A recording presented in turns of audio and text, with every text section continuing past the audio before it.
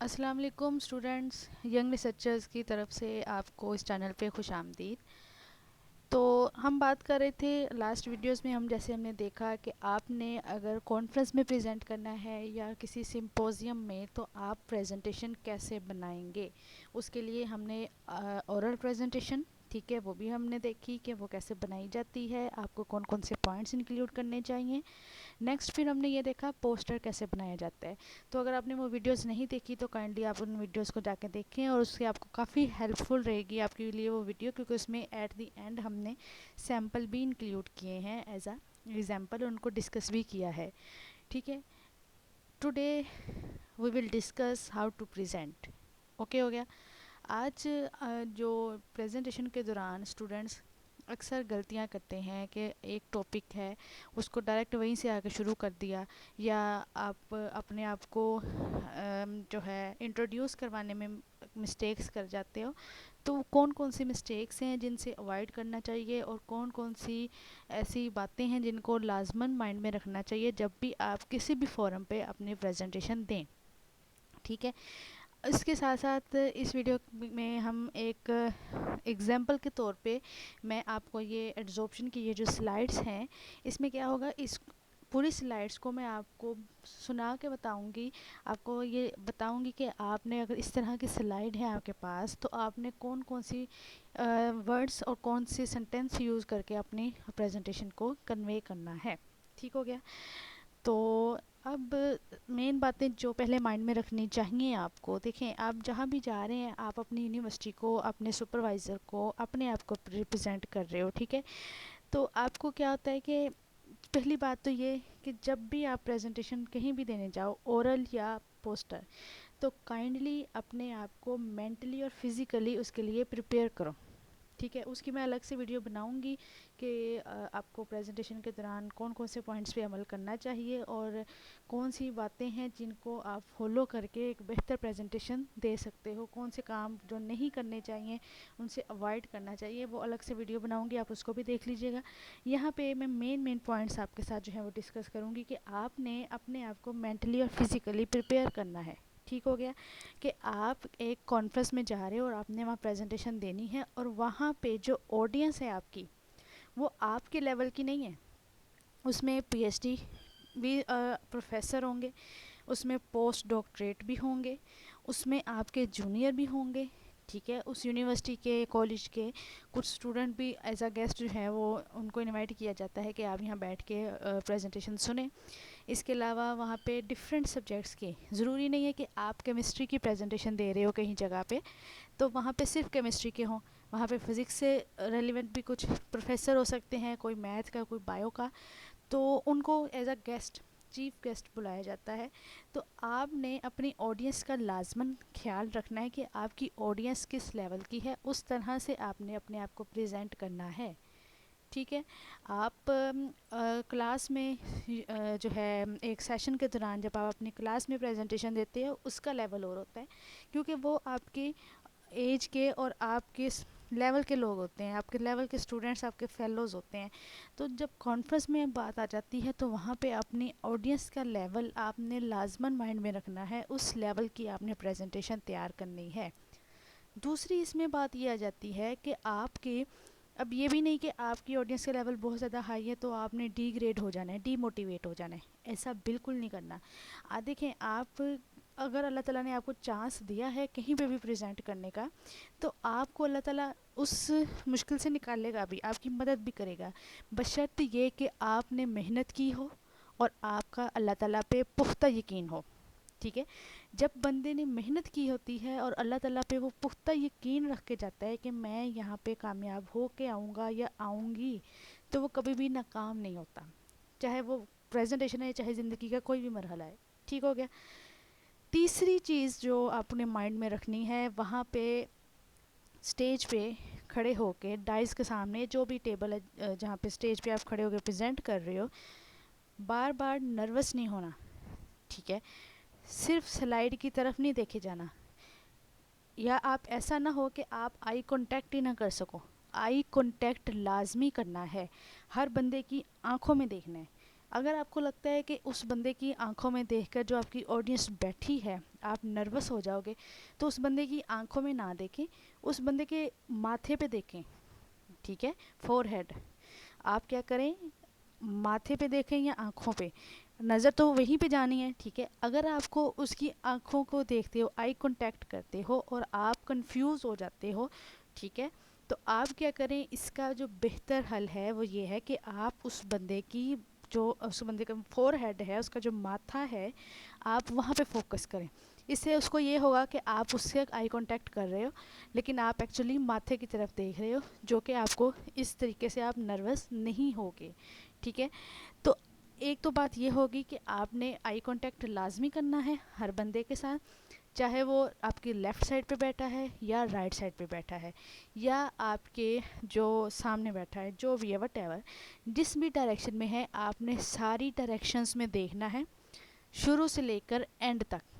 अपनी प्रेजेंटेशन के दौरान आपने सिर्फ स्लाइडों की तरफ या सिर्फ जो प्रोजेक्टर लगा के आपकी बोर्ड पे जो स्लाइडें आ रही हैं सिर्फ उनकी तरफ नहीं देखना, ठीक है।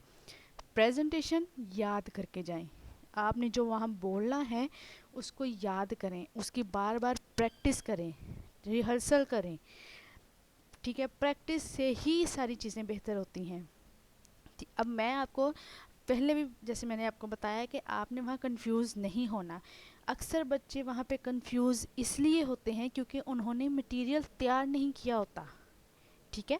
तो मटेरियल जब आपका तैयार नहीं होगा तो आप वहाँ पे प्रेजेंट कैसे करोगे। वहाँ पे ये भी बात ट्रू है कि जो आप याद करके जाते हो वहाँ पे अक्सर बातें आपको भूल जाती हैं, आपके माइंड में कुछ और लाइनें आ जाती हैं। फॉर एग्जांपल एक ही लाइन है, अगर आपने अगर इस तरह याद की है कि now we will move towards, तो वहाँ पे आपकी लाइन चेंज हो जाती है कि नाउ वी विल डिस्कस। तो इस तरह की चेंजेस बंदे में आती रहती हैं, वो फिर इन्वायरमेंट के मुताबिक अपने आप को जो है एडजस्ट करता है।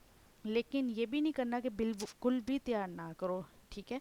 ये भी नहीं करना है कि मुझे तो सिर्फ सर्टिफिकेट ही चाहिए और मैंने बस जैसा भी है, मैं चाहे अच्छा प्रेजेंट करूं चाहे बुरा, सर्टिफिकेट तो मिल ही जाना है, वो तो सबको दे देते हैं।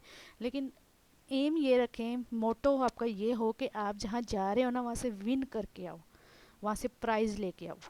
That is the main thing, ठीक है।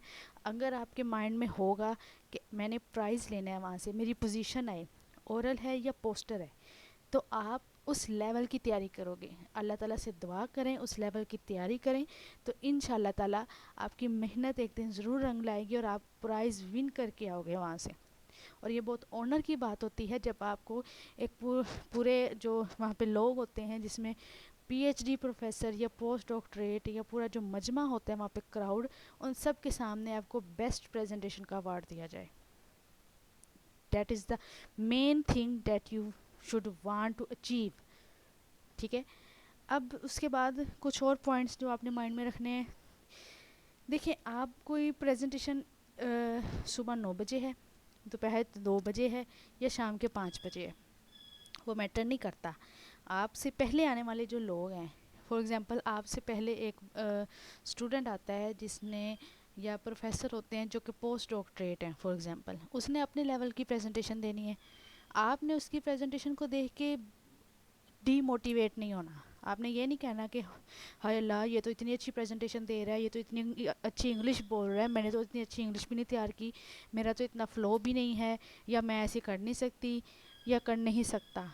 काइंडली अपने आप को डीमोटिवेट नहीं करना। जब भी प्रेजेंटेशन देने जाओ, चाहे पोस्टर हो चाहे ओरल हो, आपने अपने आप को बार बार ये कहते रहना है कि यहाँ पे मेरी प्रेजेंटेशन सबसे अच्छी है, मैं सबसे अच्छा प्रेजेंट कर सकती हूँ या कर सकता हूँ, ठीक है।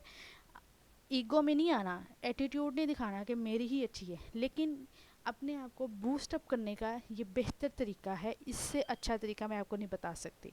आपने अपने आप को कहना है, जैसे आप दूसरों को तसल्ली और हौसला देते ना कि नहीं अल्लाह ताला अच्छा करेंगे, आपने अच्छा तैयारी की है, ये वो, उतनी ही बातें, उतनी ही मोटिवेशनल स्पीकिंग जो है वो आप अपने साथ करो। अपने आप को कहो कि तुमने बहुत अच्छी प्रेजेंटेशन तैयार की है, तुम्हारी सबसे अच्छी होगी और तुमने हिम्मत नहीं हारनी। और जब आप अपने आप को बूस्ट अप करोगे तो इससे क्या होगा, एक तो आपकी जो प्रेजेंटेशन है, आप जब भी हो, चाहे वो घंटे बाद 2 घंटे बाद, आप उस वहाँ तक उस टाइम तक आपका लेवल, आपकी एनर्जी लो नहीं होगी, आप बूस्टअप रहोगे, ठीक है। और इससे फिर ये होगा कि आपकी प्रेजेंटेशन अच्छी होगी, आप कंफ्यूज नहीं होगे। इसके अलावा और भी बहुत से पॉइंट्स हैं जो कि प्रेजेंटेशन में लाजमी आपको करने हैं। और प्रेजेंट कैसे करना है, कपड़े कौन से पहन के जाने चाहिए, कलर क्या हो कपड़ों का, आपने शूज़ कौन से पहनने हैं, आपने जेस्टर, हैंड जेस्टर कैसे करने हैं, कैसे आपने बोलना है, कितने हैंड जेस्टर करने हैं, कितने मिनट के लिए बोलना है, क्या स्पीड हो आपने बोलने की, आपके बोलने की, आपकी आवाज़ कैसी हो, ये सारी चीज़ें हम एक अलग वीडियो में डिस्कस करेंगे, ठीक है। वो वीडियो भी मैं जल्द अपलोड करूँगी। उससे पहले इस वीडियो को बनाने का मकसद ये है, वो बात उस लेवल की स्टार्ट होगी, इसलिए मैंने मेन पॉइंट्स आपको बता दिए। तो इसमें क्या है कि उससे पहले एक जो मेन पॉइंट्स है ना, आज इस प्रेजेंटेशन में मैं आपको पहले तो ये बताऊँगी कि आपने प्रेजेंटेशन जो देनी है उसमें कौन से वर्ड्स, कौन सी लाइन्स चूज़ करनी है, इंट्रो कैसे देना है, और उसके बाद अपना टॉपिक स्टार्ट कैसे करना है, ठीक है। तो स्टार्ट करते हैं जी।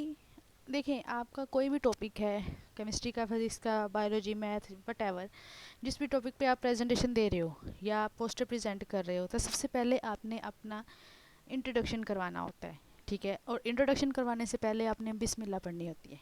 आप अगर जहाँ भी प्रेजेंट कर रहे हो, स्टेज पे हो या वैसे, आप फर्स्ट ऑफ ऑल पढ़ें बिस्मिल्लाहिर्रहमानिर्रहीम, ठीक है। देन आप स्टार्ट करें अस्सलामुअलैकुम। ये इंट्रोडक्शन आप दे रहे हैं, आपने क्या करना है, पहले बिस्मिल्लाह पढ़नी है, फिर आपने सलाम लेना है सबसे।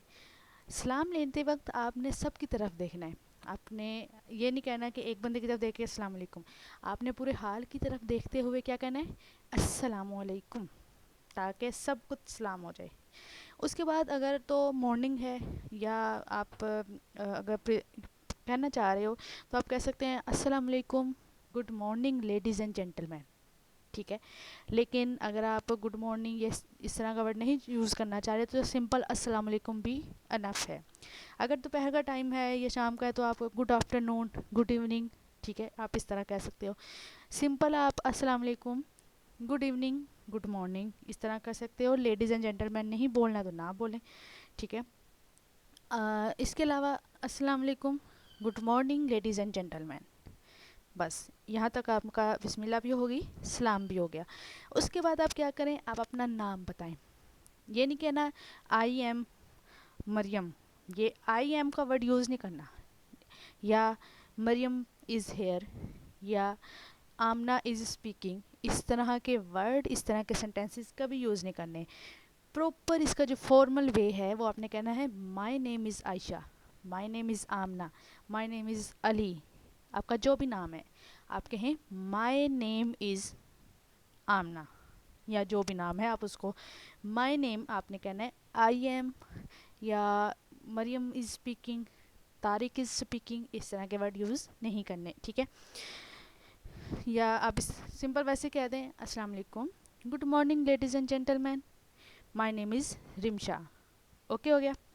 उसके बाद फिर आप क्या करें, आप नेम बताने के बाद आपने ये नहीं कहना I am from university of Sahiwal, I am from university of Punjab, या I am B S student, my roll number is B, उसको उन लोगों को आपके रोल नंबर से, आपकी यूनिवर्सिटी की एफिलिएशन से, आपकी क्लास लेवल से, आप 8वें सेमेस्टर के हो, आपकी स्पेशलाइजेशन किस में है, इन चीज़ों से कोई लेना देना नहीं है। जिस चीज़ से उनको गर्ज है, जिनसे वो, जिसको वो सुनने के लिए बैठे हैं, that is your presentation, that is your presentation on your topic, जो आपका टॉपिक सिलेक्ट किया है उन्होंने, उसको उन्होंने सुनना है। आपके रोल नंबर, आपकी यूनिवर्सिटी, आपकी क्लास से कोई उनको लेना देना, आपकी सिटी से कोई लेना देना नहीं है, ठीक है।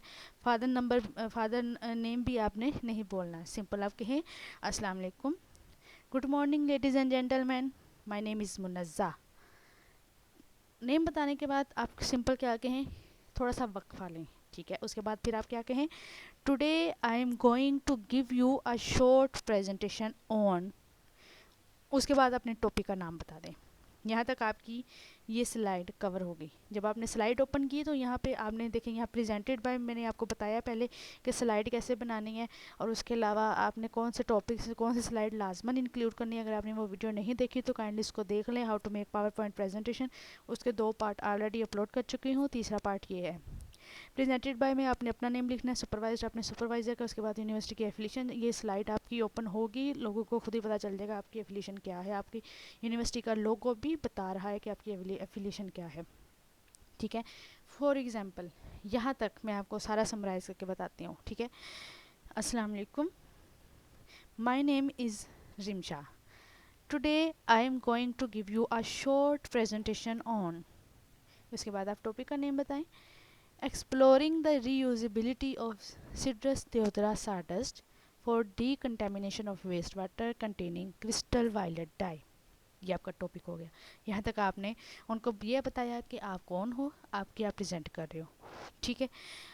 उसके बाद आप इस तरह की एक आधी स्लाइड लाजमन इंक्लूड करें जिससे आप थोड़ी सी ओवरव्यू वगैरह दे सकें, ठीक है। ये अब मैं आपको ना एड्जॉर्प्शन की ये स्लाइड मैंने जो ओपन की हुई है ना, इसको मैं आपको समराइज़ करके बताऊंगी कि आपने साथ साथ में बाकी टॉपिक्स का भी बताऊंगी, लेकिन इसमें यह है कि आपको एक एग्जांपल के तौर पर एक प्रेजेंटेशन में सारी सुनाऊंगी कि आपने कैसे कैसे प्रेजेंट करना है। उसके अलावा बाकी आपका जो भी सिलेक्टेड टॉपिक हो, आप उस पर अपनी मर्ज़ी से उसकी जो भी आपकी डाटा है आप उसको एक्सप्लेन कर सकते हो, ठीक है। बाकी जो ओवरऑल रूल्स हैं वो सब प्रेजेंटेशन पे अप्लाई होते हैं।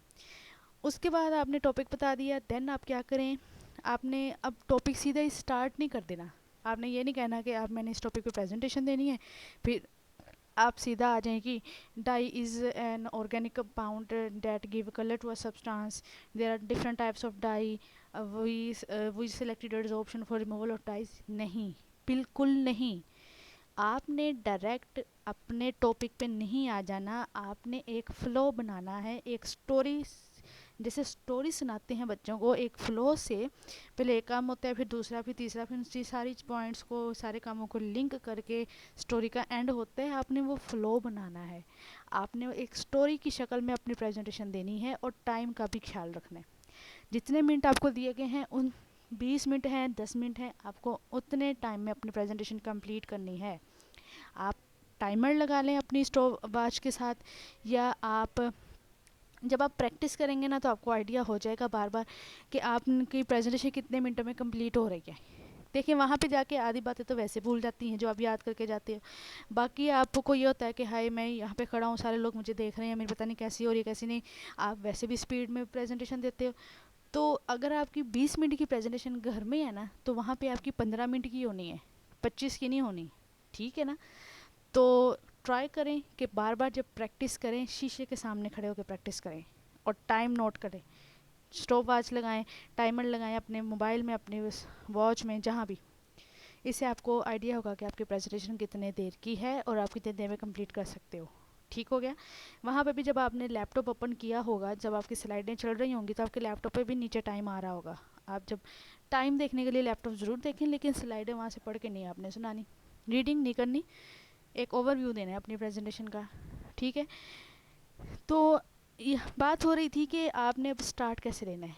आपने सीधा डाई पे नहीं आ जाना, आपने कहना है कि टॉपिक स्टार्ट करने से पहले मैं कुछ आपको ओवरव्यू देना चाहती हूँ कि मेरा टॉपिक क्या है।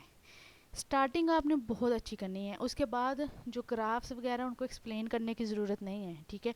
वो आगे चल के मैं आपको बताती हूँ। तो आपने क्या करना है जी, यहाँ पे इस तरह की लाइनें बोल दें। फॉर एग्ज़ाम्पल जो मैं आपको बता रही हूँ, ज़रूरी नहीं कि जो मैंने बताया बस आपने वही बोलना है। आप डिफरेंट इनका सर्च करें डाटा, गूगल पे, यूट्यूब पे, आपको और भी बहुत से डाटा मिलेंगे। आप अपनी वर्डिंग में भी इनको एक्सप्लेन कर सकते हो। जब आपने कहा कि today I will give you a short presentation on, topic बताया, उसके बाद फिर आप क्या करें, before starting our main topic let me tell you something about the background, ठीक है। उसके बाद आप कहें कि आपने ये कहा कि मैं आपको थोड़ा बहुत बैकग्राउंड बताना चाहती हूँ या चाहता हूँ। उसके बाद आप कलर का बताएं कि कलर क्या है, हम कलर की तरफ अट्रैक्ट होते हैं, क्यों होते हैं, ये ह्यूमन नेचर है। लेकिन कलर के फ़ायदे के साथ साथ इसके बहुत से नुकसानात हैं, और नुकसानात को भी बात करते करते डाई पे आ जाएं कि डाई क्या है, और इस तरह की चीज़ें। आपने फ़्लो बनाना है, स्टोरी बनानी है, तो आप यहाँ पे बोल रहे हैं इस तरह के वर्ड लाइनें, before starting our main topic let me tell you something about the background. As we know it's human nature that they are attracted towards colour. Human nature यह है कि वो कलर की तरफ अट्रैक्ट होते हैं, ठीक है। अब कलर तो हमने यूज़ करने हैं, क्यों यूज़ करने हैं, यहाँ पे ये बात क्लियर होगी कि ये ह्यूमन नेचर है, हम कलर की तरफ अट्रैक्ट होंगे, ठीक है। ये आर्टिफिशियल जो फूड कलर हैं उनके साथ साथ उनकी एक्सप्लेनेशन है, ठीक है। अब ह्यूमन नेचर है और ह्यूमन नेचर को थोड़ा सा आप बताना चाहें तो मज़ीद बता सकते हैं। किस तरह कि colours are everywhere all around us. Colour हर जगह है हमारे इर्द गिर्द। You can say the clothes we wear and food we eat all contain different types of colour. जितने भी हम कपड़े पहनते हैं, जो फूड खाते हैं, जो चीज़ें इस्तेमाल करते हैं, जो इर्द गिर्द चीज़ें देखते हैं, सब में डिफरेंट टाइप्स के कलर मौजूद हैं। आपने यहाँ पे ये एक्सप्लेनेशन दी। फिर देखें, आपने जो प्रेजेंटेशन है ना, जो आपका जो भी टॉपिक है उसको डेली लाइफ से लाजमी रिलेट करें। डेली लाइफ से रिलेट करने का मकसद ये होता है कि बंदे सुनने वाले इंटरेस्ट लेते हैं कि भाई ये डेली एग्जांपल दे रहा है, ठीक है ना। दूसरी चीज़ इसमें ये होती है कि जिस जगह वो बैठे हैं अगर उससे रेलिवेंट आपका कोई टॉपिक है एक्सप्लेन करने वाला तो आप उसको लाजमी मेंशन करें।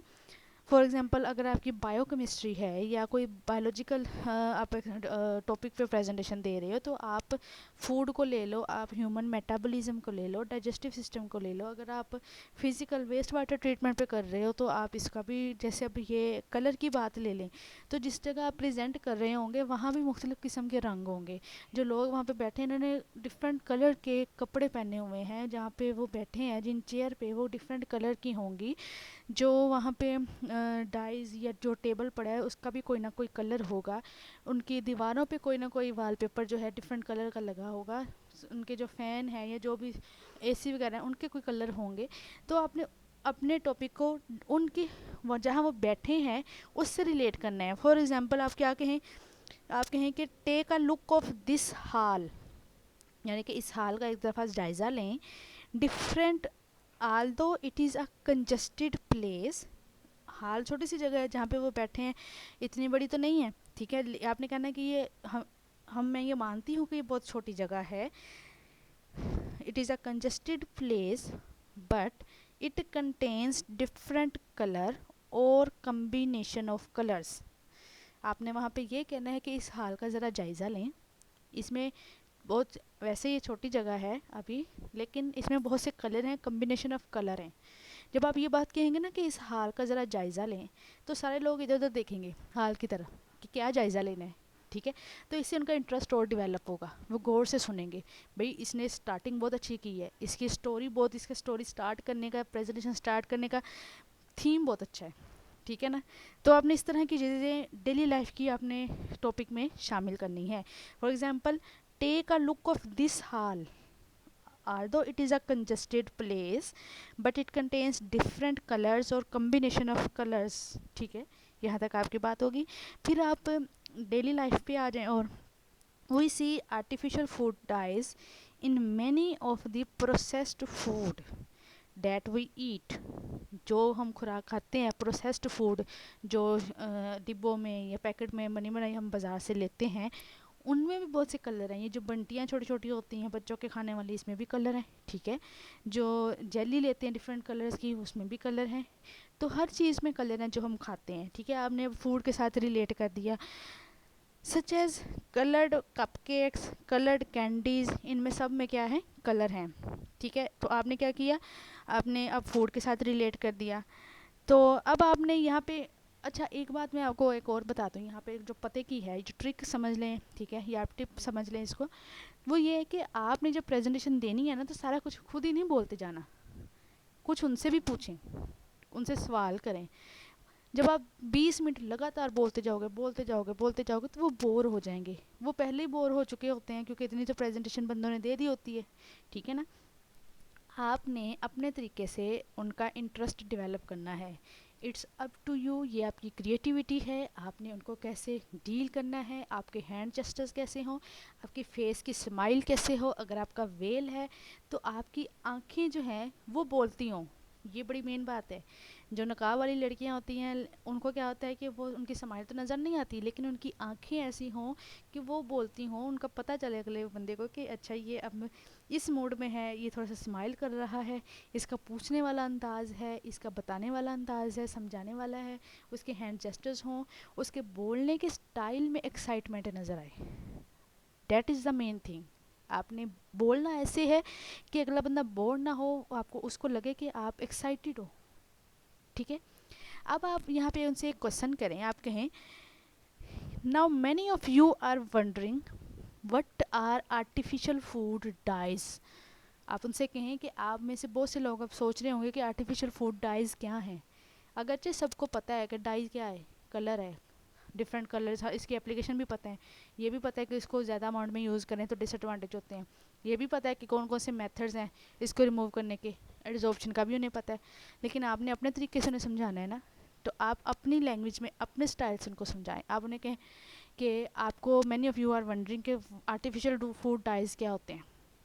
जब आपने क्वेश्चन करना है उसके बाद 2 मिनट रुकना है, 1 मिनट रुक जाएं, आप सबकी तरफ देखें, आप सबकी तरफ देखते हुए लेफ़्ट टू राइट सबकी तरफ शुरू से एंड तक आपने कहना है now many of you are wondering what are artificial food dyes. यहाँ पे स्टॉप कर जाएं, 1 मिनट स्टॉप करें, आपने क्वेश्चन किए। अब अगर तो कोई आंसर करेगा कि अगर कभी कभार ऐसे होता है कि वो हैंड रेज करते हैं, ठीक है, जिसने आंसर करना होता है, अगर वो हैंड रेज करें तो आप जी कहें, आप उन्हें कहें यस प्लीज़, यानी कि आप बताएं। ठीक है। तो अगर वो नहीं कर रहे वैसे हैं, लेकिन उन्होंने आपका क्वेश्चन सुना, आपकी इंटरेस्ट लिया, तो फिर आपने ये नहीं कहना कि आप बताएं आप बताएं, आपने बस 1 मिनट रुक के फिर उसको अपनी वर्डिंग में उनको एक्सप्लेन करना है। फिर आपने कहना है well these are chemicals added to our food to enhance its attractiveness and appearance. ये क्या होते हैं? आर्टिफिशियल फूड डाइज क्या है? ये कुछ भी नहीं है, जस्ट कलर है। जस्ट ये क्या करते हैं, हमारी हमारी फूड में इसको ऐड किया जाता है। क्यों? Just to enhance its attractiveness and appearance, ताकि जो फूड है वो ज़्यादा अट्रैक्ट करे लोगों को, कलरफुल चीज़ों की तरफ अट्रैक्ट होते हैं। ह्यूमन नेचर हम पहले डिस्कस कर चुके हैं। ठीक है। They provide non nutritional value and are known to be to cause health problems. यानी कि आपने फिर ये भी बात कर दी कि these are just colour, they they serve to just enhance appearance and attractiveness. ठीक है। फिर आपने ये भी कह देना है कि जस्ट कलर ही हैं, इनकी कोई ग़िज़ाई अहमियत नहीं है। They provide no nutritional value. I am repeating, ये बात आपने लाजमी करनी है। They are just colour, they are added to our food just to enhance its attractiveness and appearance. They provide no nutritional value. ठीक है। कोई न्यूट्रिशनल वैल्यू नहीं है, कोई इनकी वजह से हमें ताकत नहीं मिलती हमारी बॉडी को। ये जस्ट कलर हैं और ये क्या करते हैं, they are known to cause health problems. ठीक है। अब आपने कहा, अब आपके फ़्लो बन गया ना, आप कह रहे हो कि डाइस का बताया, उसकी एप्लीकेशन बताई, आपने वहाँ से थोड़ा सा इंटरेस्ट डेवलप किया, हाल की बात करके फिर आपने क्वेश्चन किया कि डाइस क्या है, फिर आपने डाइस को एक्सप्लेन किया, फिर आपने कहा कि इनकी कोई न्यूट्रिशनल वैल्यू नहीं है, जस्ट इसको कलर के तौर पे यूज़ किया जाता है। ठीक है। और फिर आप आ गए हैं कि हेल्थ प्रॉब्लम्स होती हैं इनकी वजह से। जब आप हेल्थ प्रॉब्लम्स पे आ जाओगे फिर आप इस तरह की स्लाइड लगा दें। ठीक है। अब यहाँ पे आप क्या करें कि आपने हेल्थ प्रॉब्लम्स का बताना है ना।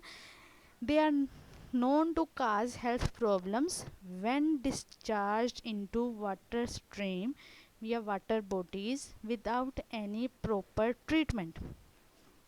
यानी कि आपने यहाँ पे ये कहना है कि जब डाइज को वाटर बॉडीज़ में ऐड किया जाता है तो ये क्या करते हैं, ये प्रॉब्लम्स काज करते हैं विदाउट एनी ट्रीटमेंट। कोई ट्रीटमेंट नहीं किया जाता है, ऐसे ही वाटर बॉडीज़ में डाल दिया जाता है तो ये जो है प्रॉब्लम काज करते हैं। And are banned in many countries, और कई कंट्रीज़ में बहुत से डाइज बैन भी हो चुके हैं, जैसे कोंगो रेड बहुत ज़्यादा टॉक्सिक है। आप आपने ये आपका काम है सर्च करने का। आपने क्या करना है कि आपने अपना जो डाई है उसको देखना है कि वो किस कंट्री में बैन हो गया है, क्यों हुआ है, उसके और साइड इफ़ेक्ट्स क्या हैं, आपने इसके बारे में प्रॉपर डिटेल आपने खुद सर्च करनी है। यहाँ पे जस्ट मैं आपको एक फॉर्मल वे बता रही हूँ प्रेजेंटेशन देने का। ठीक हो गया। अब यहाँ पे आप उनसे क्वेश्चन करें, आप उनसे कहें कि पहले आपने एडवांटेज बताया, अब आपने डिसएडवांटेज बता दिया। अब आप उससे कहें कि the question is why we use dyes. आप उनसे क्वेश्चन करें कि इसके बहुत से बेनिफिट्स हैं, बहुत से हर जगह हम इनको यूज़ कर रहे हैं। डाइज रंगों के बगैर तो ज़िंदगी बेरंग हो जाती है, बेमायनी हो जाती है, तो फिर हम क्यों यूज़ करते हैं। इनके बहुत से डिजीज़ काज करते हैं, ये बैन हो चुके हैं, तो हम क्यों नहीं इसको छोड़ देते, क्यों यूज़ किए जा रहे हैं। The question is why we still use dye या डाइज। ठीक है। फिर अगर कोई आंसर करे तो ठीक है, अगर ना करे तो आपने खुद ही शुरू हो जाना है। क्वेश्चन के बाद 1 मिनट के लिए वक्फा लेना है, आपने चुप कर जाना है, फिर आपने क्वेश्चन का आंसर करना है। आपने कहना है well because we like brightly coloured shiny products. ठीक है, ठीक है जी। यहाँ तक आपने उनसे क्वेश्चन करना है कि हम डाई क्यों यूज़ करते हैं, वाई वी यूज़ डाइज। फिर आपने उनको आंसर भी करना है well because we like brightly coloured shiny products. आपने उनको कहना है कि क्योंकि ये नेचर है कि हम ब्राइटली कलर्ड शाइनी प्रोडक्ट्स ही यूज़ करेंगे, हम कलरलेस चीज़ें नहीं यूज़ कर सकते। ठीक है। तो यहाँ पे फिर आपने जब उनसे क्वेश्चन कर लें तो उसके बाद फिर आपने कहना है कि this leads me to talk about need for dyes removal. अब आप ये कहें उन्हें कि बात यहाँ पे क्लियर ये हो गई कि डाइज के यूजेस भी बताए, उसके साइड इफ़ेक्ट्स भी बताए। फिर उसके बाद आपने ये भी कहा कि इनको हम इस्तेमाल करना छोड़ भी नहीं सकते। क्यों नहीं छोड़ सकते, वो हमने रीज़न यहाँ पे इनको बता दी कि हमें ब्राइटली कलर्ड शाइनी प्रोडक्ट्स अच्छी लगती हैं, हम उनकी तरफ अट्रैक्ट होते हैं। तो इस वजह से अब ज़रूरत ये है कि हम डाई यूज़ कर लें, लेकिन उनको इस्तेमाल करने के बाद प्रॉपर वे में डिस्चार्ज करें। अब आपने फ़्लो बन गया कि आपका टॉपिक क्यों ज़रूरी है। अब फ़्लो बन गया आपका ये वाई डू वी स्टार्ट। ठीक है। This lead me to talk about need for dyes removal. क्यों, क्यों ज़रूरी है। This is because of reason to protect environment, for environment sustainability, and to meet current and future demand such as healthcare problems, availability of clean and drinking water। आपने यहाँ पे need बतानी है कि आपने करना जो काम जो भी है आपका टॉपिक वो क्यों करना है। अब आप फ्लो बनाते बनाते अब आप मेन ऑब्जेक्टिव की तरफ आ गए हैं कि क्यों करना चाह रहे हैं आप। ठीक है। आपने नीड बतानी है, नीड जब एक्सप्लेन कर लें उसके बाद फिर आप कहें आप इस तरह की कोई कोटेशन ऐड करना चाह रहे हैं या नहीं। अगर आपने ऐड करनी तो आप यहाँ पे कोई कोटेशन भी बोल सकते हैं। आपने कहा ना कि क्लीन एंड ड्रिंकिंग वाटर ज़रूरी है, उसके लिए हम ये काम कर रहे हैं, तो आप यहाँ पे कह सकते हैं कि water is life matter and matrix mother and medium, there is no life without water. इसलिए वाटर की प्रोटेक्शन, वाटर की क्लीनिंग ज़रूरी है। आप इसको अगर स्लाइड नहीं ऐड करनी तो आपको ये कोटेशन इस तरह की कोई वैसे याद कर लें। ये नहीं होता कि आप कोटेशन प्रेजेंटेशन में बोलोगे तो आपका बैड इम्पैक्ट जाएगा। कोटेशन इस तरह की जो उससे रेलिवेंट एक आधी कोटेशन भी बोल देनी चाहिए, अच्छा इफेक्ट जाता है उसका ना। उसके बाद water purification is a necessity. अगर आप इस तरह की पिक लगाना चाह रहे हो तो फिर वो लगा लो। ये जब आपने ये लाइनें बोलनी है ना कि आपने वाटर प्रोटेक्शन करनी है ये, तो इस तरह की स्लाइड आपने तब गुजार देनी है बोलते बोलते। अब टेबल ऑफ कंटेंट पे आपने ये नहीं कहना कि these are table of content we will discuss introduction objective wires option, no, ये कुछ नहीं कहना आपने। आप जब यहाँ पे आ रहे हो ठीक है, उसके बाद आपने क्या करना है, जब ये आपने मेन ऑब्जेक्टिव्स उसके ज़रूरत क्यों है, ये जब ये पॉइंट डिस्कस करने हैं आपने आहिस्ता आहिस्ता करके ये स्लाइडें इस तरह की अगर आपकी हैं तो आप उनको ऐसे ही गुजार दोगे बोलते बोलते, टेबल ऑफ कंटेंट वाली भी गुजार दो। उसके बाद आप डाइज पे आ जाओ। आप क्या करो, अब आपका मेन टॉपिक शुरू है। थोड़ा सा आपने बैकग्राउंड बताया जो आपने स्टार्ट में कहा था before starting our main topic let me tell you something about background. ठीक है, अब आपका मेन टॉपिक स्टार्ट हो गया। अब आप क्या करोगे, लेट्स टॉक अबाउट डाइज। अब आप ये नहीं कहोगे कि now definition of dyes is dyes are organic compound, ये फलां फलां फलां, नो, आपने ये नहीं कहना, आपने फॉर्मल तरीके से कहना है let's talk about dyes. Dyes are basically organic compounds which may be artificial or natural that when attached to fabric or a substance it imparts color to them। ये माइंड में बात रखें, डेफिनेशन आप एक दफ़ा पूरी बोल दें, उसके बाद जो आपने पूरा स्लाइड में लिखा है कि यूजेस लिखे हैं, फॉर एग्जांपल यहाँ पे in textile, paper, varnishes, plastic, cosmetics, leather, food industries, ink, tanneries, pharmaceutical, rubber industries, सबके नाम नहीं लेने, आपने जस्ट कहना है and they found application in textile, plastic, cosmetic, leather industries etcetera. इस तरह आपने चंद पॉइंट्स बोलने हैं, उसके बाद बाकी वो स्लाइड खुद पढ़ लेंगे। आपने एक एक लफ्ज़ बोल के वहाँ नहीं बताना, वहाँ पे रीडिंग नहीं करनी जैसे स्कूलों में बच्चे करते हैं, पूरी स्लाइड पढ़ते हैं, पूरी बुक पढ़ते हैं, चैप्टर पढ़ते हैं, आपने वो रीडिंग नहीं करनी है, आपने जस्ट ओवरव्यू देना है। यहाँ तक पॉइंट क्लियर हुआ? आप उनको बताएं 2% ऑफ डाइज, जो मेन बातें बताने वाली आपने उनको डिस्चार्जिंग का बताना है कि 2% of dyes discharge into water annually, they are toxic.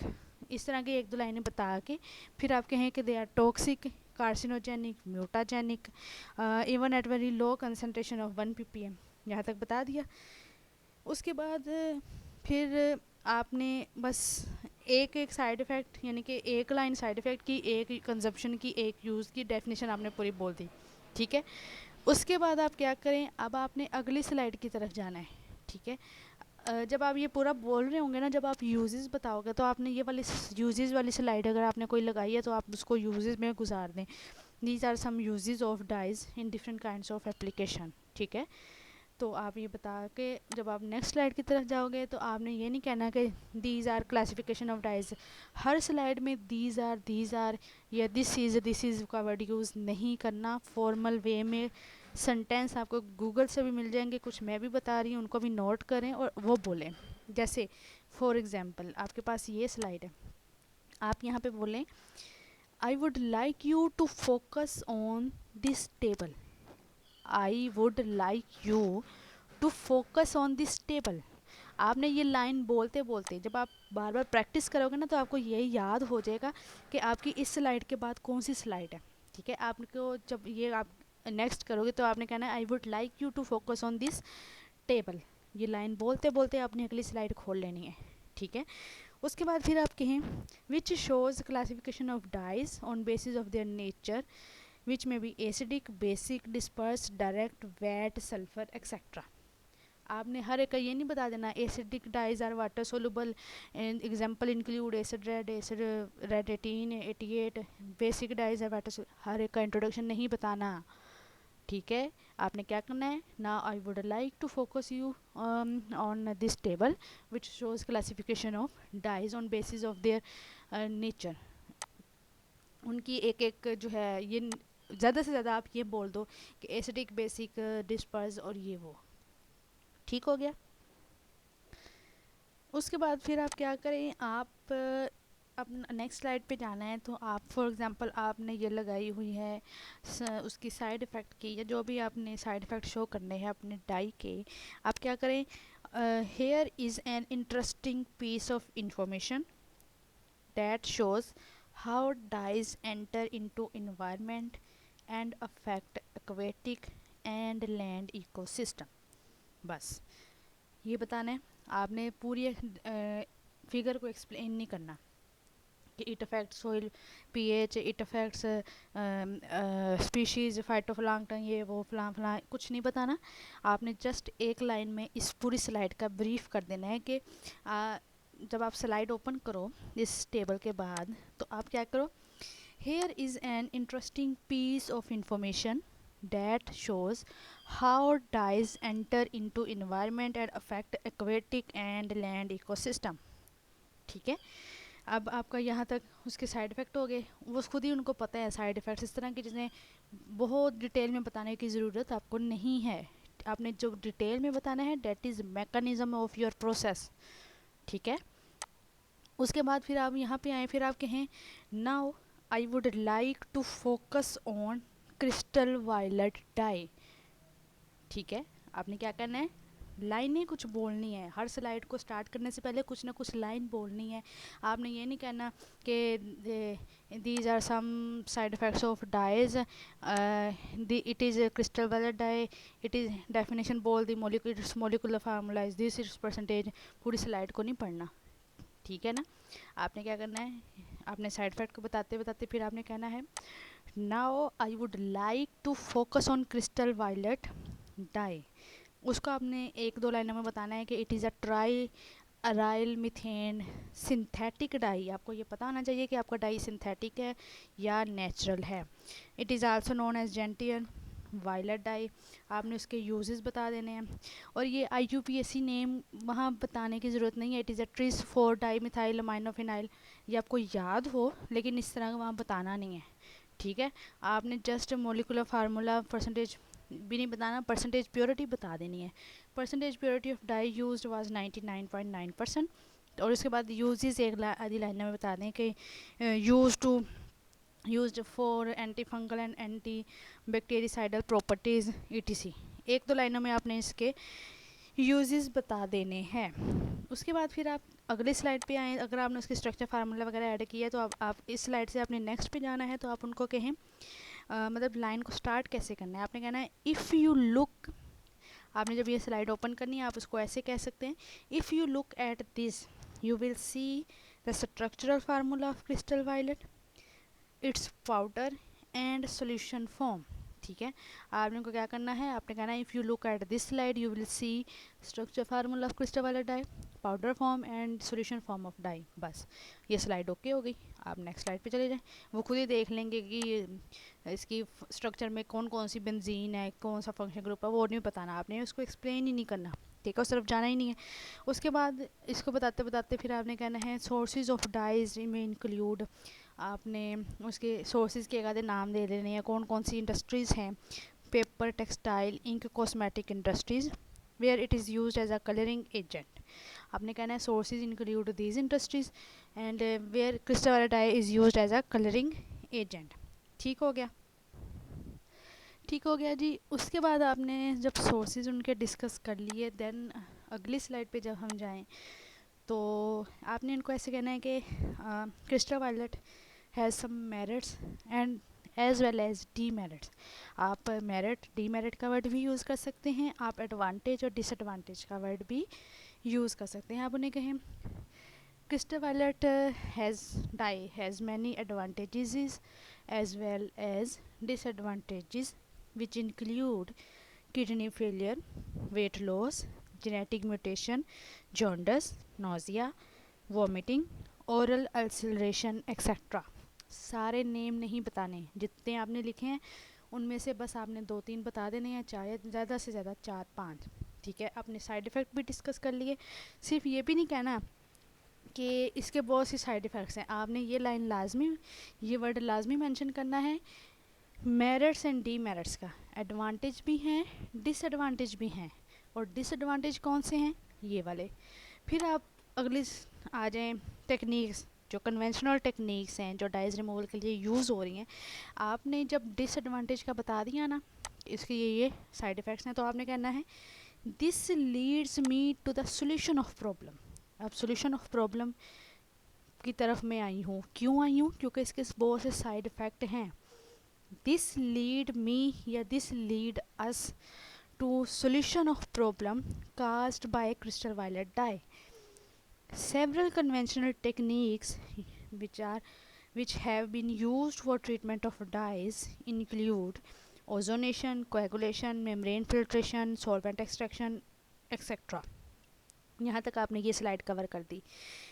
हर एक का इंट्रोडक्शन नहीं बताना, ओजोनेशन में क्या होता है, सॉल्वेंट एक्सट्रैक्शन में क्या होता है, ये आप वैसे ही आपको पता होना चाहिए कि ओजोनेशन का में पूरा प्रोसेस कैसे होता है, बायोलॉजिकल मेथड में कैसे डाइट रिमूवल होती है, कौन से माइक्रो ऑर्गेनिज्म यूज़ किए जाते हैं। वो जब क्वेश्चनिंग आंसर करते हैं ना, तो फिर उसमें पूछ सकते हैं ये इस तरह के पॉइंट्स, ठीक है। तो क्वेश्चन एंड आंसर कौन कौन से हो सकते हैं उसकी भी मैं अलग से वीडियो बनाऊंगी, किसी भी कॉन्फ्रेंस में या किसी भी वाइवे थीसिस के लिए। थीसिस और वाइवे की अलग से वीडियो बनी हुई है, आप उसको देख लें कि कौन से क्वेश्चन लाजम वो पूछते हैं, वो आपको लाजमी आपने देखनी है जब आपने प्रेजेंटेशन देनी है, क्योंकि उसमें भी मैंने बहुत से क्वेश्चन आपको बताए हैं, उनके आंसर भी बताए हैं। इसके अलावा भी मैं एक और वीडियो बनाऊंगी, उसमें भी क्वेश्चन एंड आंसर को डिस्कस करेंगे, ठीक है। उसके बाद आपने कन्वेंशनल टेक्निक्स डिस्कस कर दी। देन आपने क्या करना है, कन्वेंशनल टेक्निक्स बताने के बाद फिर आपने इनकी लिमिटेशन एक आपने बतानी है कि however these techniques are not widely used because they are expensive and not suitable। ये इसी स्लाइड पे जब आप होगा ना, इसमें आपने उनके नेम्स बता दिए, देन उनकी लिमिटेशन बता देनी है कि they are not suitable for all types of dyes, not widely used because of their expensive nature, या उनका जो अपरेटस यूज़ होता है वो बहुत ज़्यादा कॉस्टली है, उनको रन करने के लिए अपरेटस को, इंस्ट्रूमेंट को बहुत ज़्यादा एफिशिएंसी की ज़रूरत है। जो भी इनकी लिमिटेशन है, स्लज फॉर्मेशन वगैरह, वो आपने यहाँ पे बता के 2 लाइनों में इस स्लाइड को एक्सप्लेन करके फिर आपने अगली स्लाइड की तरफ जाना है। अगली स्लाइड की तरफ जाते जाते आपने साथ साथ ये बात बोलती जानी है, unlike other techniques adsorption offers more feasible, practical and environmentally sound approach. ठीक हो गया। क्यों प्रैक्टिकल, क्यों है इन्वायरमेंट फ्रेंडली, क्यों है फिजिबल, क्यों है it is effective, economically feasible, क्यों है because of easy availability of adsorbent, क्योंकि इसमें जो एड्जॉर्बेंट चूज़ किए जाते हैं वो ईजीली अवेलेबल हैं, ईजी टू ऑपरेट है, ठीक है। अब आपने सारी ये जो पॉइंट्स लिखे हैं सबको एक्सप्लेन नहीं करना, आपने जस्ट 2-3 बता देने हैं। It is easy to operate, it is cost effective and adsorbents are available easily. फिर आप अगले अपने एड्जॉर्बेंट पे और अपने डाई पे आएँ। फिर आप कहें now I would like to move on selected adsorbent, ठीक है, that is citrus deodara sawdust, जो इस केस में था। जो आपका है वो आपने अपना बता देना है, ठीक है। उसका नेम लाजमी मेंशन करना है आपने। फिर आपने फॉर एग्जांपल सिट्रस दियोदरा का आप इसमें कहें it is an evergreen tree widely distributed in Pakistan, Afghanistan, Kashmir etcetera. उसका अगर कोई साइंटिफिक नेम है, आपका जो भी एड्जॉर्बेंट है उसका कोई साइंटिफिक नेम है तो आपने साइंटिफिक नेम भी बताना है। जो भी आपका एड्जॉर्बेंट है 2 लाइनों में आपने उसकी एक्सप्लेनेशन देनी है। फिर आप उसके बाद नेक्स्ट क्या करें, आप कहें कि now our main focus is, यानी कि जो प्रॉब्लम स्टेटमेंट है आपने उसको एक्सप्लेन करना है। आपने कहना है now our main focus is degradation, decolorization and removal of crystal violet dye using citrus deodara sawdust. अगर आप डिग्रेडेशन नहीं कर रहे, रिमूवल नहीं कर रहे, आपका जस्ट कलर डिसअपियर हो रहा है, जैसे एब्जॉर्प्शन में डिग्रेडेशन और है और रिमूवल कलर और है, डीकलराइज होना और है। डिग्रेडेशन होता है मॉलिक्यूल, डाई मॉलिक्यूल टूट जाता है, छोटे छोटे पीसेस में कन्वर्ट हो जाता है, इनऑर्गेनिक मॉलिक्यूल्स में कन्वर्ट हो जाता है। डीकलराइजेशन में जस्ट कलर डिसअपियर होता है, पहले कलर ब्राइट पर्पल था तो फिर वो लाइट पर्पल हो जाएगा या वैसे ही कलर ख़त्म हो जाएगा। रिमूवल में ये होता है कि आपने डाई डीकलराइज करवा के उसको पानी से अलग फिल्ट्रेशन प्रोसेस से रिमूव करना है। तो यूजुअली जो काम होता है ना वो डीकलराइजेशन ही होती है, तो आप जस्ट डीकलराइजेशन लिख लें, ठीक है। आप कहें कि our main focus is to decolorize, is to use, आपका जो एड्जॉर्बेंट आप उसको करें कि is to investigate the efficiency of citrus deodara या sodium alginate beads for decolorization of crystal violet dye, ठीक है। इसमें फिर आपका ये आपकी प्रॉब्लम स्टेटमेंट हो जाएगी। उसके बाद आपने नेक्स्ट में फिर क्या करना है, अगर आपकी जो भी अगली स्लाइड है, फॉर एग्जांपल अगर आपने रिसर्च ऑब्जेक्टिव्स हैं तो आप उसको कहें कि दिस रिसर्च एम्स ऑन। अब आप जब यहाँ पे आएँ तो आपने देखें ये आपने ना स्टेप बाय स्टेप लिखे हुए हैं ऑब्जेक्टिव्स। आपने क्या करना है, दिस रिसर्च एम्स ऑन, यहाँ पे थोड़ी देर के लिए रुकना है, फिर आप कहें firstly to investigate the role of citrus deodara for removal of crystal violet dye. ठीक है, फिर उसके बाद आप थोड़ी देर 1 मिनट रुकें, 10 सेकेंड या 20 सेकेंड रुकें, उसके बाद कहें सेकेंडली। आपने साथ साथ ना अपने हाथों को भी करना है, हाथों को ऊपर करके आपने कहना है, जैसे फिंगर टिप पे हम गिनती काउंटिंग नहीं करते, पहली फिंगर पे रख के 1 2 3, इस तरह आपने कहना है। या आप कोई और जेस्चर आप यूज़ करना चाह रहे हो तो आप इस तरह कर लें। तो आप कहें यहाँ पे दिस रिसर्च एम्स ऑन, आप अपनी फिंगर पे जो है वो हाथ रखें, ठीक है, एक हाथ का। फिर आप कहें firstly to investigate the role of sodium alginate beads for dye removal, crystal violet dye removal. Secondly optimization of adsorption parameters, and thirdly to study the kinetics isotherm thermodynamics। अगर आपने एरर एनालिसिस भी किया है तो आप उसका भी नाम लें। अच्छा, बहुत से स्टूडेंट ने मुझे ये कहा है कि मैम हमने आपने अपनी स्लाइड में एरर एनालिसिस नहीं किया था, या अपनी स्लाइड में आपने एरर बार नहीं ऐड की। तो भाई मैं ये आपके लिए एक जनरल फॉर्मेट है, मैं आपको पहले भी बता चुकी हूँ, आपके पेपर में जो जो आपने चीज़ें डिस्कस की हैं, स्टडी की हैं, वो सारी की सारी इंक्लूड करें। आपने एरर बार इंक्लूड की है अपने पेपर में, आप उसको भी लिखें यहाँ पे, ठीक है। अगर आपने उसकी इसके अलावा डिफरेंट मॉडल्स और भी चूज़ किए हैं, नॉन लीनियर ग्राफ यूज़ किए हैं, तो आप उनको भी लिख दें। अगर नहीं लिखना चाह रहे, नहीं लगाना चाह रहे, आपको एक्सप्लेन करने में मुश्किल हो रही है, अगर आप चाह रहे हो कि बहुत ज़्यादा लंबी हो जाएगी प्रेजेंटेशन, तो आप ना लगाएं, लेकिन एरर एनालिसिस लाजमी लगाएं। ओके हो गया। आपने इस तरह मतलब आपने जब स्टेप बाय स्टेप एक्सप्लेनेशन देनी है तो आप फर्स्टली, सेकेंडली, थर्डली इस तरह के वर्ड बोल सकते हो। आप ये कह सकते हो first one is, second one is, तो इस तरह के लफ्ज़ भी आप बोल सकते हो। उसके बाद फिर आप क्या करें कि आप स्टडी डिज़ाइन, आप कहें कि main study design of current research is, आप इस स्लाइड को ओपन कर दें, is shown in this slide. आपने इसको पूरा ओवरऑल एक्सप्लेन नहीं करना, आपने स्टडी डिज़ाइन बस दिखा देना है उन्हें कि हमने ये ऐसे किया है। उसके बाद आप कहें now we will move towards methodology. आपने जब ये कहा फिर आपने कहना है it is divided into 3 parts. अगर आप किस तरह के 3 पार्ट्स वगैरह हैं, 4 पार्ट हैं, 2 पार्ट है, जितने भी आपने 3 पार्ट्स में, अगर 3 हैं तो आपके 3 पार्ट्स में डिवाइडेड है। फिर आपने इनको एक्सप्लेन करना है। First one is preparation, second is adsorption process, and third one is analysis. ठीक है, आपने इसको इस तरह एक्सप्लेन करना है।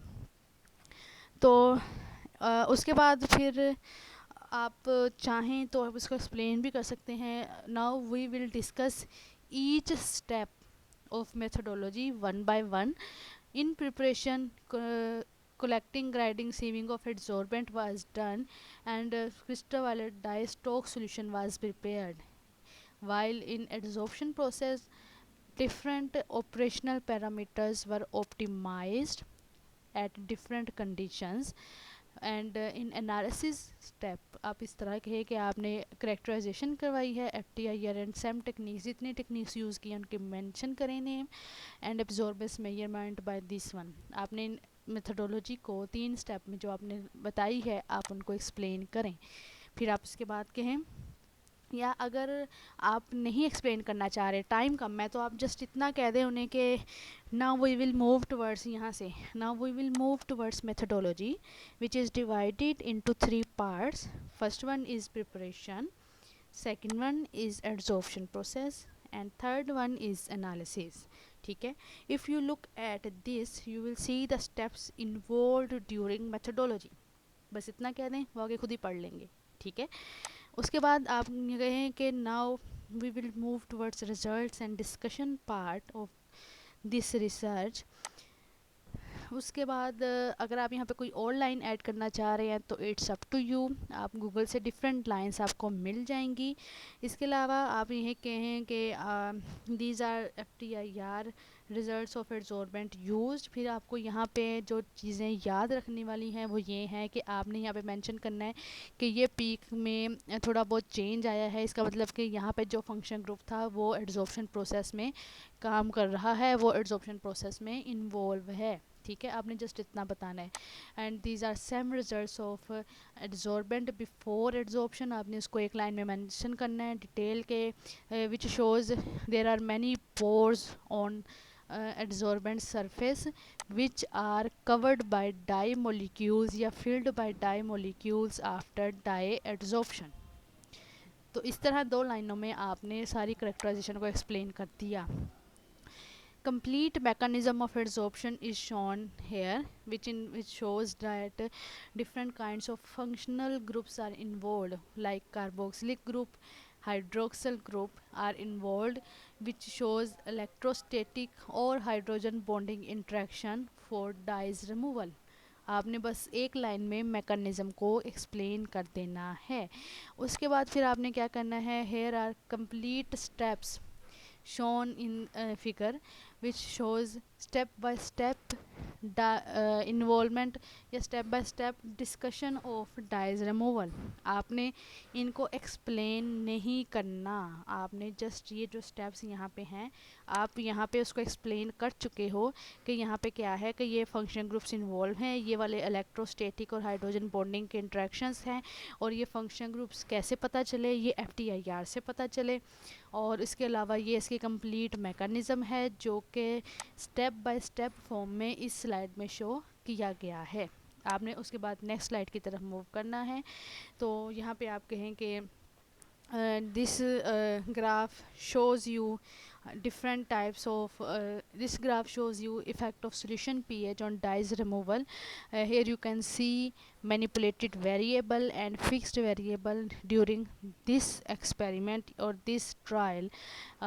फिर आपने अगर पॉइंट ऑफ ज़ीरो चार्ज का ग्राफ भी लगाया है तो आप उसको ये भी कह सकते हो कि point of zero charge of graph is this one. जो भी आपको पॉइंट ऑफ ज़ीरो चार्ज है 5 है या 4 है वो आपने वो मेंशन कर देना है। इट दिस फिर आपने यहाँ पे एक चीज़ जो मेंशन करनी है ना, एक्सप्लेन करनी है, वो ये करनी है कि according to graph percentage removal increase with increase in pH and maximum removal takes place at pH 12। आपने जस्ट ये कहना है।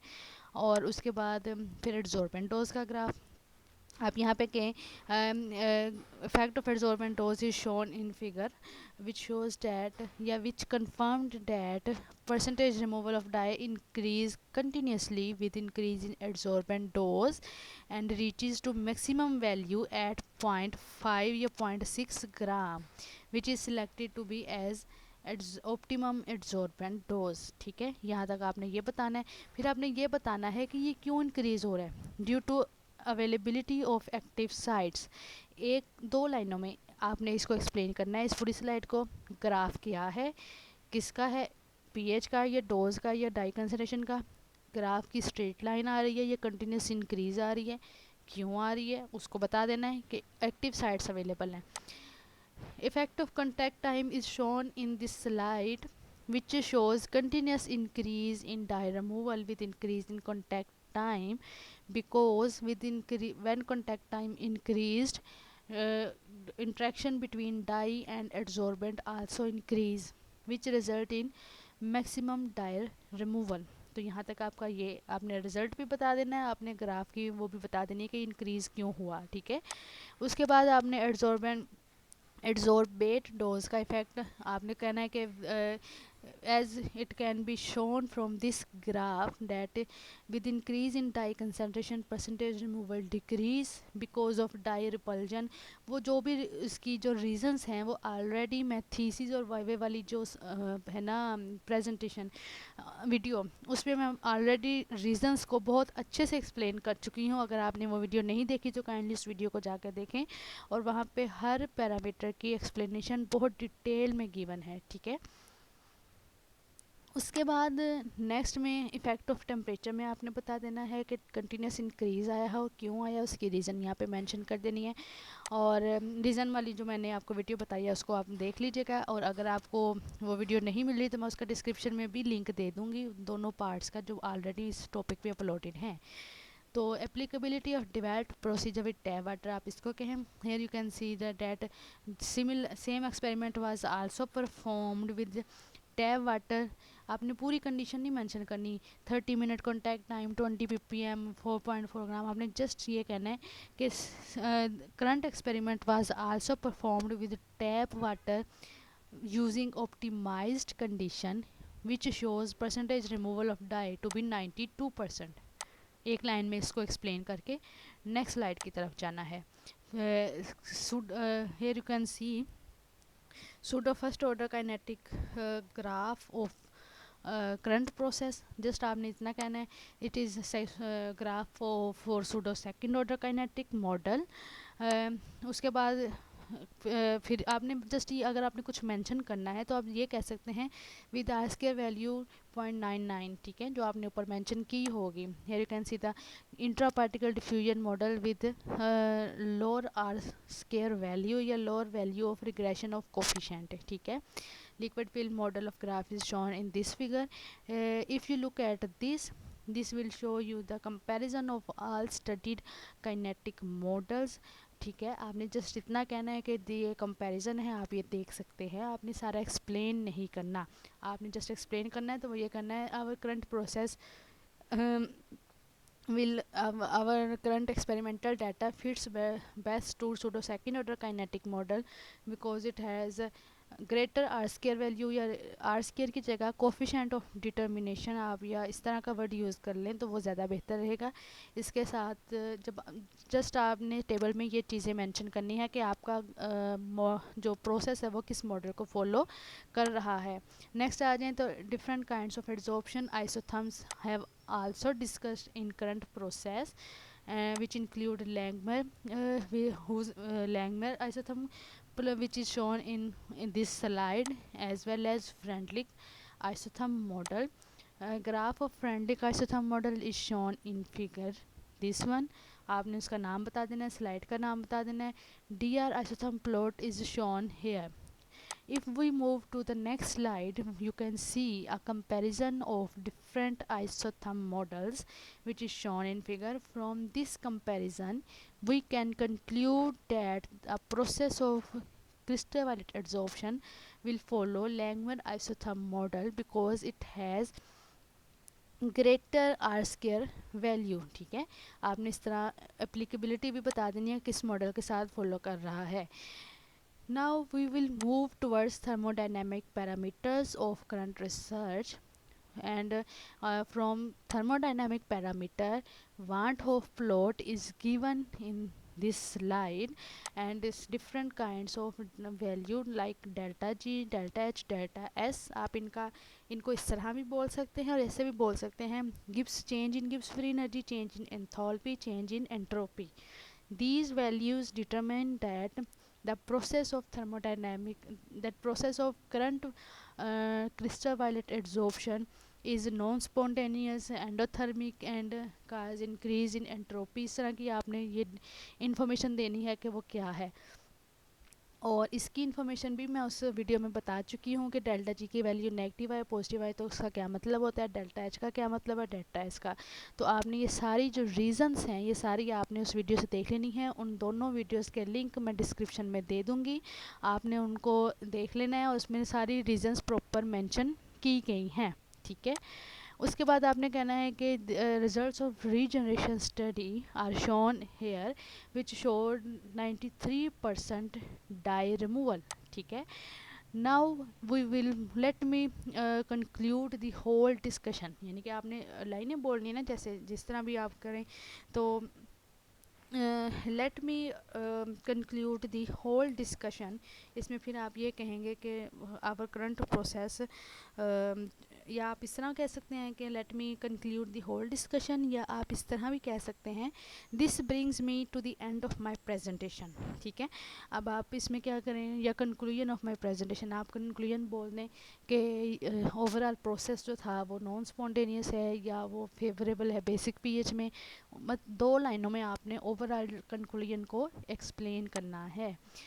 अगर आपकी कोई अचीवमेंट है, अगर जो पेपर आप प्रेजेंट कर रहे हो वो आपने किसी जर्नल में सबमिट करवाया था, पब्लिश हो गया या अंडर रिव्यू है, या जो भी है, आपने उसको भी मेंशन करना है कि मेरा पेपर अंडर रिव्यू है, मेरा पेपर एक्सेप्ट हो गया है या पब्लिश हो गया है। अगर कुछ भी नहीं करवाया, जस्ट सबमिट करवाया हुआ है, तो आप उसको भी मेंशन कर दें कि मैंने अपना पेपर इस जर्नल में सबमिट करवाया हुआ है फॉर पब्लिकेशन।